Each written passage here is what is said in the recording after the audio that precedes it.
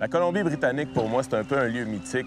C'est comme une espèce de pèlerinage pour les jeunes qui veulent sortir de leur zone un peu, soit pour aller apprendre l'anglais, pour aller voir du pays, puis vivre l'aventure. Moi, personnellement, c'est là que j'ai fait les plus belles rencontres dans ma vie.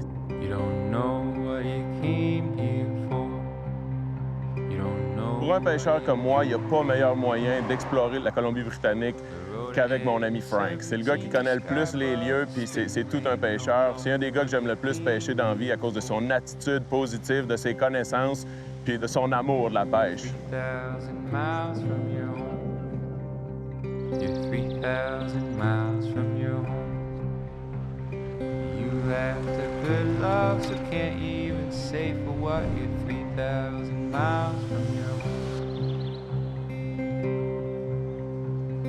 You don't mind the driving, you see the passing fields, and you like going way out in your thoughts.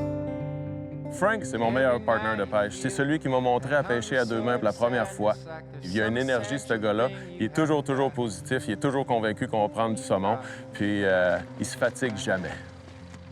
JP, pour moi, c'est quelqu'un que j'ai rencontré ça fait très longtemps. Donc, on a déjà passé du temps en Colombie-Britannique ensemble. Donc, on voulait retourner puis refaire ça ensemble. Puis, écoute, on est comme deux petits-enfants. On a tellement du plaisir. On s'est rejoints tous les deux sur l'île de Vancouver. On veut la découvrir du nord jusqu'au sud. Donc, on va partir à Port Hardy. On va descendre tranquillement jusqu'à Tofino. Puis, on va essayer de rencontrer des gens qui animent la scène de pêche un peu puis qui connaissent bien leurs affaires.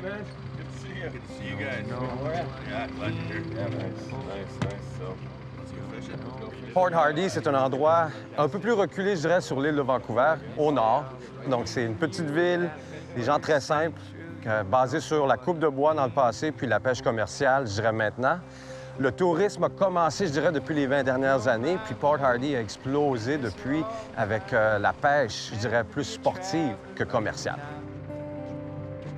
And every night you feel that hungry sort of sadness, like there's some essential thing you have. Vancouver Island really is a mecca for sports fishing. You know, and it doesn't matter where you go, there is opportunity and a real diversity of sea life.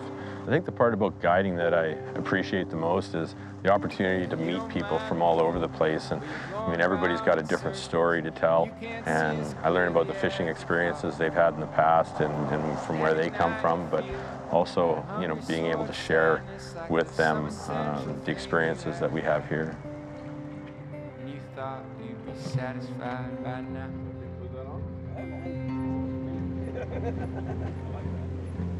But you're not.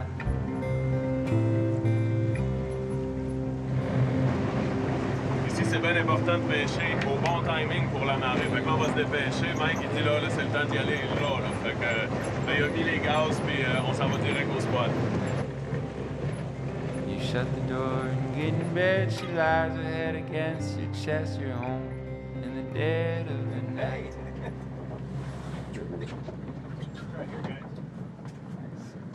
Yeah!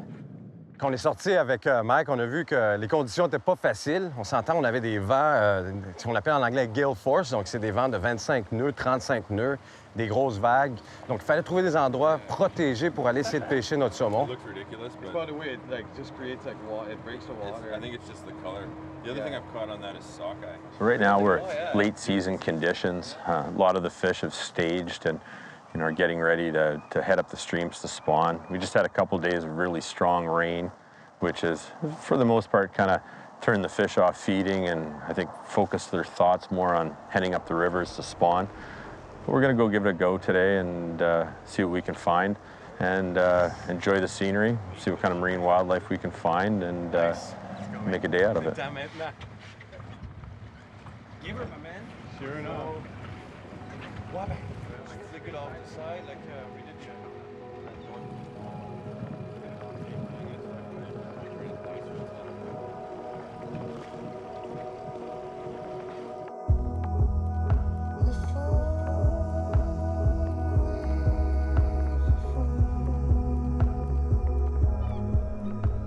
Là, c'est ça qui est excitant de la pêche en mer. À un moment donné, on voit un tas d'oiseaux qui apparaît, qui se forment, puis là, ils se mettent à sauter dans l'eau. Ça veut dire que le saumon, probablement, il vient monter tous les petits poissons de fourrage qu'ils appellent, là, les bait fish. Puis là, c'est super excitant parce qu'il faut les approcher d'une façon spéciale, puis ça veut dire qu'il y a du poisson là.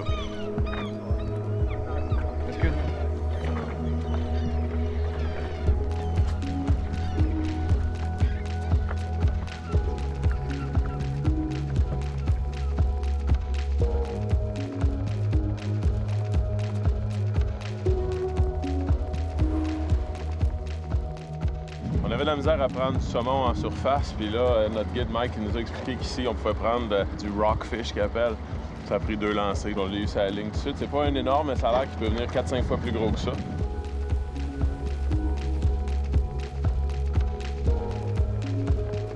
Oh, hello. Here he goes.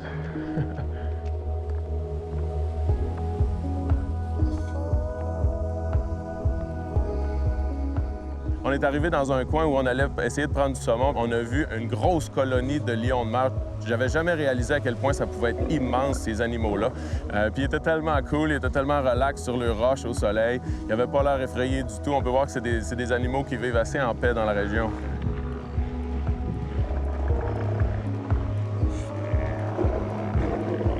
Yeah, all the sea lions are sunning themselves up on the rocks here. And you can see how they're kind of broken up. You know, you've got some females over here with some males, and then a couple single, younger males kind of over by themselves. Yeah. So it's an amazing sight, man.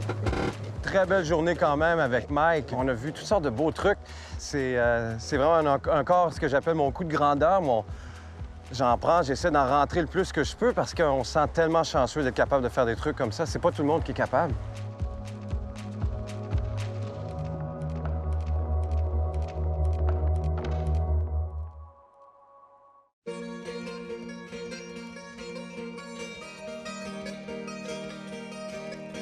Fancy that and listen to the moon in your mind. And the golden water buffalo gaze at the sun, and the tomb turned in the sky and expired out of sight, out of mind. Le début de notre voyage à Port Hardy, c'était quand même superbe, malgré les conditions qui n'étaient pas très favorables, je dirais, pour notre pêche. Ça faisait partie un peu du plan d'avoir des plans de contingence, donc un plan B, un plan C au cas où. On avait pour destination d'aller à Tofino. Mais entre les deux, il y a une petite ville qui s'appelle Cumberland. Puis il y a un des amis à Frank qui est établi là-bas. Il a son petit fly shop. Turn into time. Hey, Pete, how are you, buddy? Fancy words. Nice, huh, Get JP? your dreams. Thank you. Cool. You just opened it? Your mind. Le magasin de Peter, c'est un petit magasin vraiment charmant parce que c'est tout petit, puis il encourage beaucoup la pêche locale. Donc, il est connu de tout le monde, puis chacune des mouches qui sont à vendre dans le magasin ont été montées par des monteurs locaux. Donc, j'ai trouvé ça bien intéressant. Je trouve ça le fun, l'esprit de communauté qu'il y a dans ces petites villes-là. If you can't fly, you can always run. Fancy that.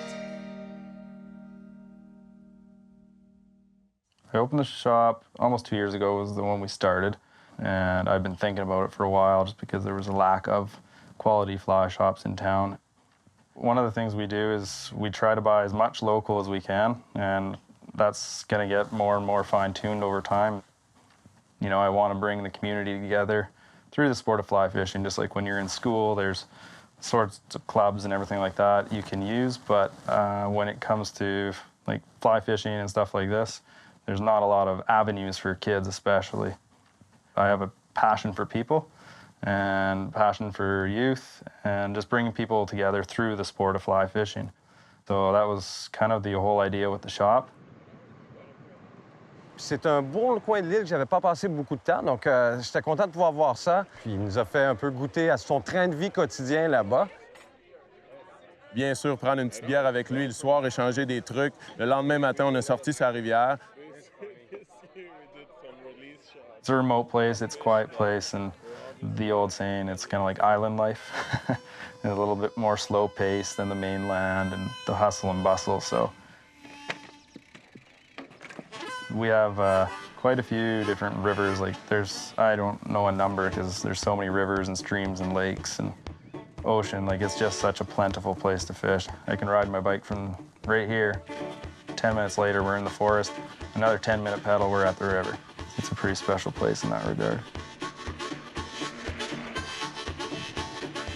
I can be off at 5:30, go down to the river for 3-4 hours, catch a half a dozen trout, or this time of year we'll be able to get some salmon, and it's just, yeah, it's a nice spot.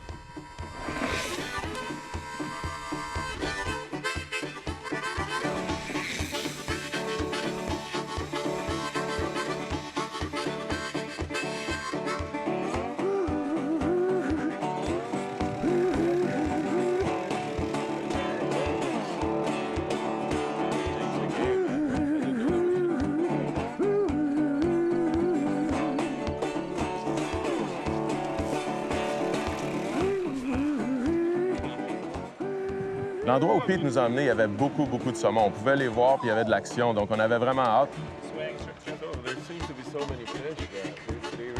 On est sur la Pontledge River. Apparemment, il y a du Chinook qui vient de rentrer. Ça, c'est mon rêve de prendre un gros Chinook. Je suis vraiment excité, genre, de commencer à pêcher. Les 2 pieds dans l'eau, c'est une belle situation.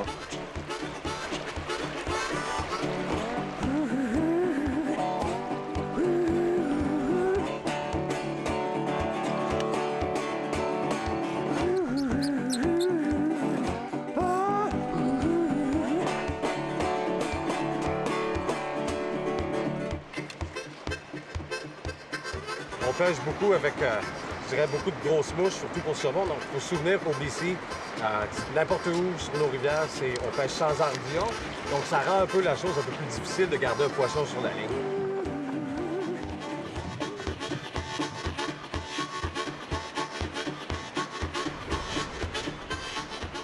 Le but de pêcher avec des hameçons sans ardillon, c'est de protéger le saumon, c'est de rendre la pêche un petit peu plus challengeante pour les pêcheurs.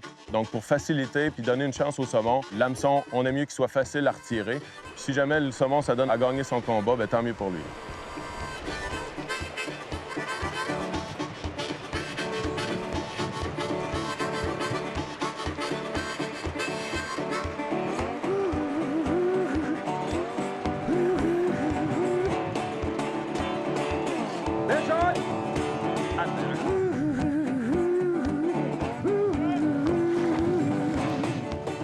Donc, on pêchait de l'eau très rapide, mais c'est une très petite rivière. Donc, des fois, ça pose quelques problèmes pour nous pour être capable de vraiment contrôler où est-ce qu'on pêche. Donc, on a fait de notre mieux, je pense. Dans ma tête, dès que j'ai une tirette, j'ai déjà une belle journée de pêche. J'ai rien, c'est quand même une belle journée de pêche.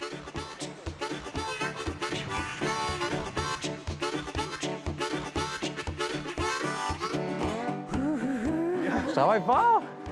Hey, j'étais à l'autre bout. Ah ouais, il était loin. C'est un petit pig, une petite femelle! Une petite femelle rose.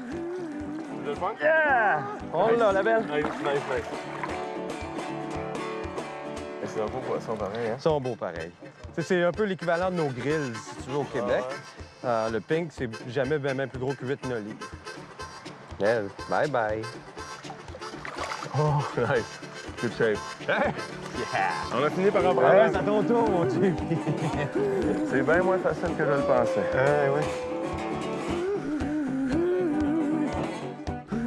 À la fin de l'avant-midi, Peter a dû nous laisser pour aller ouvrir sa boutique. Puis bon, il était occupé quand même cette journée-là, mais il nous a mis sur du poisson. On a été très chanceux de pêcher avec lui. Je pense que j'aimerais ça retourner puis passer plus de temps avec. Je pense que je vais mettre ça sur ma liste de choses à faire pour l'an prochain.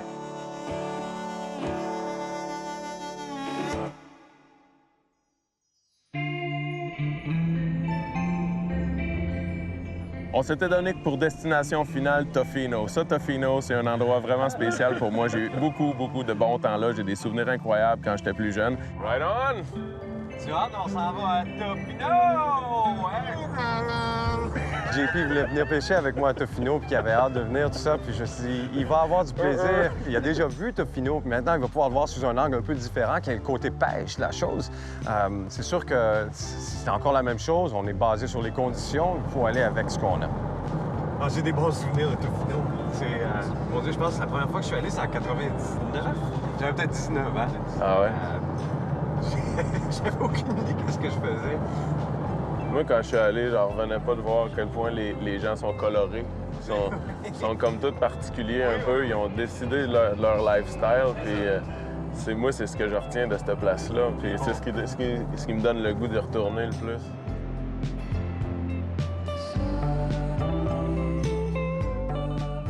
Finalement, on est arrivé à Tofino, puis on a rencontré Paul, le chef exécutif de la marina. Un chef extraordinaire qui se démarque sur la scène mondiale.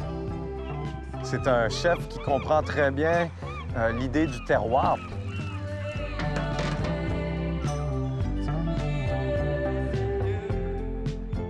Been a chef my entire life. Started in the kitchen when I was 14, washing dishes, and that grew into traveling around the world, working in culinary centers, Paris, Dubai, London, Montreal, Vancouver. All of these travels around the world kind of came together to give me inspiration for the type of food that I cook today and for how I treat different ingredients that we work with here in Tofino. Au-delà de la pêche à Tofino, il y a quelque chose, il y a une richesse alimentaire là-bas. Presque tous les restaurants servent de la nourriture locale, fraîche. Vraiment, la chance qu'on a ici d'être capable de ramasser, je dirais, 90 de ce qu'on a mangé le jour même. The best part of working with the ingredients and cooking out here in Tofino would be just the quality of the products, knowing exactly where they come from. If we get oysters in, I visit the oyster farms, I know exactly which bay, which pens they're coming from at certain times of the year. Is being able to go out and pick berries, wild mushroom picking with the family, and then the same afternoon you can go out for a surf on the beach. You can go out for a boat ride, kayak, and I think that's kind of the big draw for myself and for a lot of other people.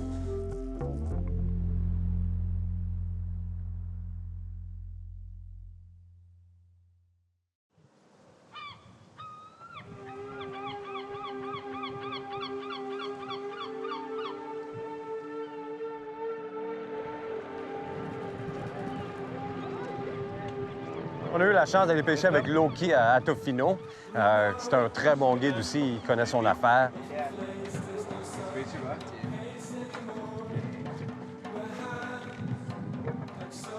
Should be fairly dry on the way back, but we'll probably want to clear this off once we start fishing. So Good. yeah.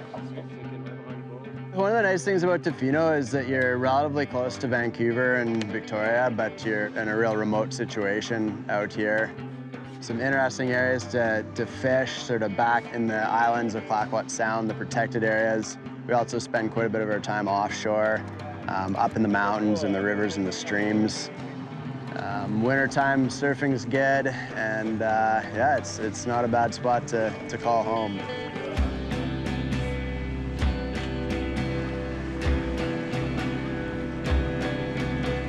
Pas nouveau pour moi que j'aime la pêche. Je me souviens quand j'étais à Tofino, je passais des heures à regarder les pêcheurs arriver au port puis repartir du port.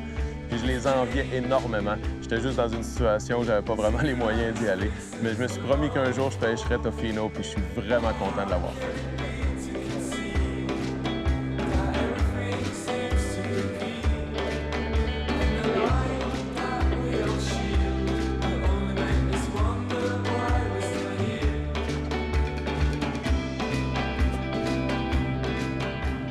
Ah, ça, c'est excellent. Frank m'expliquait sa technique de strip, strip, let go, strip, let go, strip, strip, let go. Je me suis mis à faire ça. Bang, tout de suite. Want me to net it for you? You got it. Yeah, go for it. Nice. And then go. Oh, yeah! Yeah! Woohoo! Yeah. Good. Mon premier que ça. Cool. Ouais, j'ai jamais pris ça de ma vie. C'est la glace assez vite.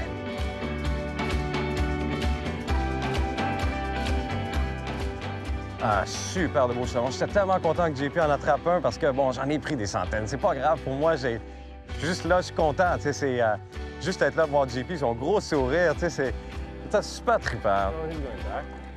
Yeah! Hello! Good job, man. Done! Thanks.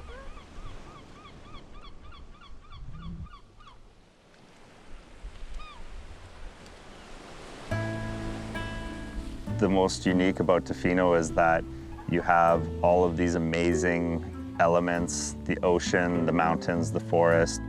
I incorporate lifestyle that I live out here with my cooking. I mean, it's all based on nature. That's where inspiration comes from. That's where I like to be. That's why I don't live in a big city crowded with skyscrapers and filled with people. I'm out here where there's space to breathe and to think. Paul, c'est vraiment quelqu'un qui fait pas juste à manger. Il aime que tout soit parfait quand il sert sa nourriture. Puis dans cette optique-là, il nous a conduits vers une petite cabane dans le bois sur une île qui est pratiquement secrète. Puis c'est là qu'il nous a fait déguster les joyaux de la mer. I think that comes through in the food by just preparing things very simply, working with premium ingredients, top quality products, and having a direct relationship with the people that grow or harvest them.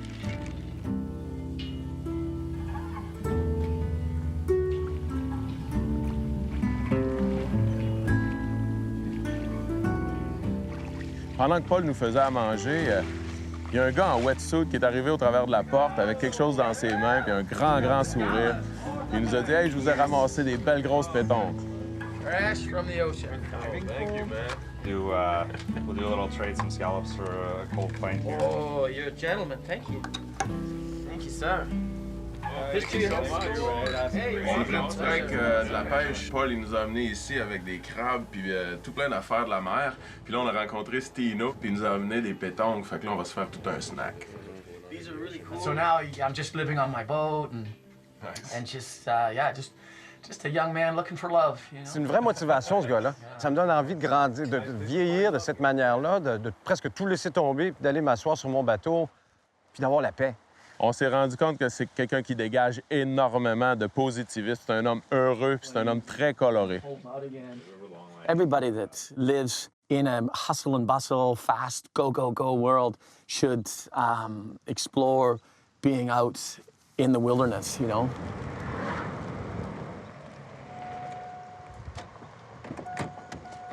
I just love the uncertainty, and I love the fact that it's just like you got to make your own decisions, and you just never know what the day is gonna hold in store for you. And it's like you create your own adventure and you create your own fun. You know, like that's what I love about it.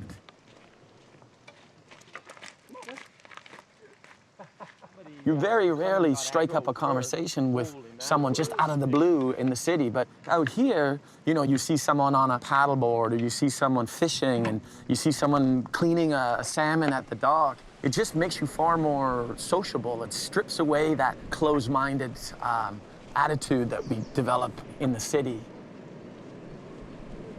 There's just, every day, there's so much to do in Tofino. You can, you know, if there's no surf, then you can go fishing. And if there's no fishing, or if you don't want to go fishing, then you can go scuba diving. Or we go paddleboarding, or, you know, there's just endless things to do.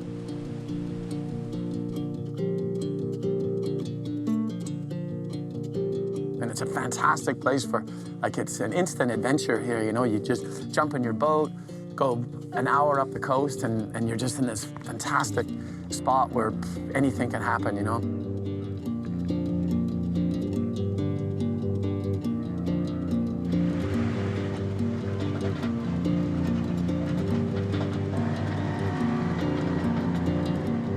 You're surrounded by fantastic food, and so you can scuba dive for crab or for sea urchins or for scallops and oysters, and so you can pretty much live off the ocean, you know, if you put your mind to it.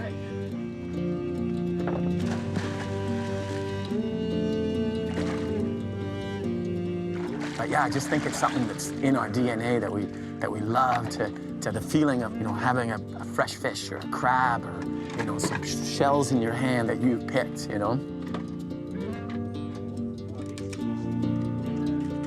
C'est un style de vie qui nous ramène beaucoup plus près de la terre, mais le fait qu'on ne fait pas pousser rien puis qu'on ramasse organiquement, ça nous rend vraiment... Je pense que la fierté d'être capable de servir ça à quelqu'un, là, c'est doublé, c'est triplé. Les gens, on met ça sur la table et la face tombe.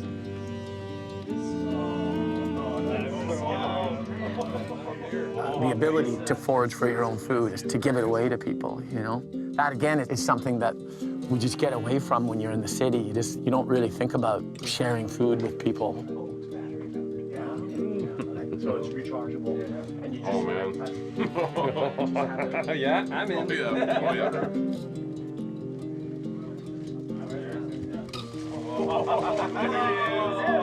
Oh, yeah. Oh, you brought some muscle clams. Au bout de la ligne, notre voyage sur l'île de Vancouver a été extraordinaire. On a rencontré des gens exceptionnels, tripants. On a ri, on a bien mangé, on a bien bu. On a pris les saumons qu'on voulait prendre, puis je pourrais pas être plus satisfait.